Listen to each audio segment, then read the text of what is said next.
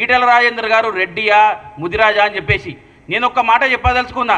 ఒక సాటి ముదిరాజ్ బిడ్డగా ఈటెల రాజేందర్ గారు ఒక ముదిరాజ్ బిడ్డ అయి ఉంటే ఇది మినిస్ట్రీ ఆఫ్ కార్పొరేట్ అఫైర్స్ కేంద్ర ప్రభుత్వం యొక్క మరి డాక్యుమెంట్. జమునా హ్యాచరీస్ అని ఈటెల రాజేందర్ గారి భార్య పేరు మీద ఉన్నటువంటి కంపెనీ, దానికి డైరెక్టర్ నితిన్ రెడ్డి ఈటెల. అంటే నీ కన్న కొడుకుకి నువ్వు రెడ్డి అని చెప్పి పేరు పెట్టుకున్నావు అంటే నీ కన్న కొడుకు కానీ కూతురు కానీ వారికి ముదిరాజ్ అని చెప్పి నువ్వు పెట్టుకోకుండా, అంటే ముదిరాజ్ అని పెట్టుకోవాలంటే నామోషిగా ఫీల్ అయినా నువ్వు ముదిరాజులకి నువ్వు రిప్రజెంటేటివా అని చెప్పి ప్రశ్నిస్తున్నా. నీ కన్న కొడుకుకే నువ్వు ముదిరాజ్ అని పెట్టుకున్నవి నువ్వు ముదిరాజులకి వకాల్తా పుచ్చుకుంటావా? ముదిరాజులు నీకు అన్యాయం జరిగిందని చెప్పేసి నీ ఎలక్షన్లో నీకోసం కష్టపడింది నువ్వు గెలిపించిన వాళ్ళు ముదిరాజులు. అటువంటి ముదిరాజులను తుంగలో దొక్కి కేవలం నీకు అవసరం ఉన్నప్పుడు ముదిరాజులను వాడుకొని నువ్వు ముదిరాజులకు చేస్తున్న న్యాయం ఇది. మరి ఇప్పుడు ఈటెల రాజేందర్ తన సొంత కొడుకుకి రెడ్డి అని చెప్పి పెట్టుకున్నాడు. మరి ఈటెల రాజేందర్ని ముదిరాజ్ అని పిలవాలనా రెడ్డి అని పిలవాలనా మిమ్మల్ని అడుగుతున్నా, మీ విజ్ఞతకే వదిలేస్తున్నా. యావత్ తెలంగాణ రాష్ట్రంలో ఉన్న ముదిరాజ్ సాటి ముదిరాజ్ సోదరులను కూడా అడుగుతున్నా. తన సొంత బిడ్డకి ముదిరాజ్ అని చెప్పి పెట్టుకోలేని నాయకుడు మనం ముదిరాజ్ అని చెప్పి భావిస్తామా? ఒక విషయం మీరు ఆలోచించుకోవాల్సిన విషయం ఉంది. మనం చూస్తూ ఉన్నాం, ఒకవైపు కేసీఆర్ ప్రభుత్వం రాష్ట్రాన్ని అప్పుల కుప్పగా చేసి 8 లక్షల కోట్ల అప్పులో పెడితే మొన్న మనం ప్రెస్ మీట్ చూసినాం ఈటెల రాజేందర్ది. లేలే 8 లక్షల కోట్ల అప్పు లేదు, 3 లక్షల కోట్లే అప్పు ఉందని చెప్పేసి ఇప్పటికీ కేసీఆర్ పాటనే వాడుతున్న ఈటెల రాజేందర్ బీజేపీ పార్టీలో ఉన్న కేసీఆర్ ఇన్ఫార్మర్ అని చెప్పి కూడా మీకు తెలియజేస్తున్నా. నేను బాధ్యతాయుతంగా చెప్తున్నా, ప్రభుత్వంలో ఉన్నాము.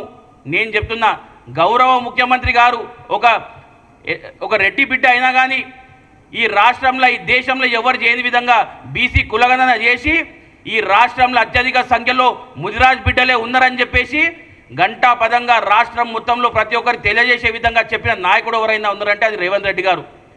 తెలంగాణ రాష్ట్రంలో కానీ అంతకుముందు ఉమ్మడి ఆంధ్రప్రదేశ్ రాష్ట్రంలో కానీ ఎప్పుడు కూడా ముదిరాజులకు ఒక కార్పొరేషన్ లేకుండే. అటువంటి గొప్ప నిర్ణయం తీసుకొని ముదిరాజుల వెంట నేనున్నా అని చెప్పి నించున్న నాయకుడు గౌరవ ముఖ్యమంత్రి రేవంత్ రెడ్డి గారు.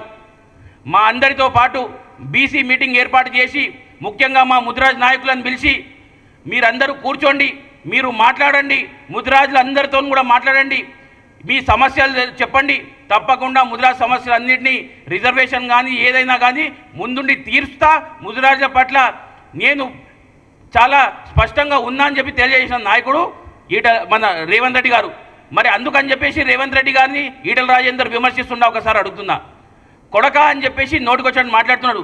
ఈటెల రాజేందర్ గారు మా అన్న గౌరవ ఎమ్మెల్యేగా ఉన్నారు కాబట్టి కొంచెం భాషను చూసుకొని మాట్లాడిరు.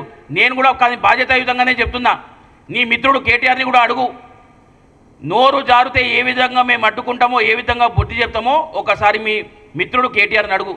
తప్పకుండా ఈటెల రాజేందర్ ఈరోజు ఈ ప్రెస్ మీట్ ద్వారా తెలియజేస్తున్నా, నోరు అదుపులో పెట్టుకోకపోతే రేవంత్ రెడ్డి గారికి క్షమాపణ చెప్పకపోతే హైదరాబాద్ నగరంలో తిరగనీయము. ఇది ఖచ్చితంగా చెప్తున్నా. మీరు కావాల్స్తే నీ వెనకాల పేటీఎం బ్యాచ్ చప్పట్లు కొడుతున్నారు కదా, వాళ్ళ వార్నింగ్ల లెక్క కాదు. ఖచ్చితంగా మీరు వెరిఫై చేసుకోండి. మేము ఏదైనా విషయం చెప్తే ఏ విధంగా ముందుకు పోతామో తెలుసుకో. మేము ఏదో ఇక్కడ మిమ్మల్ని విమర్శించాలని చేస్తలేము.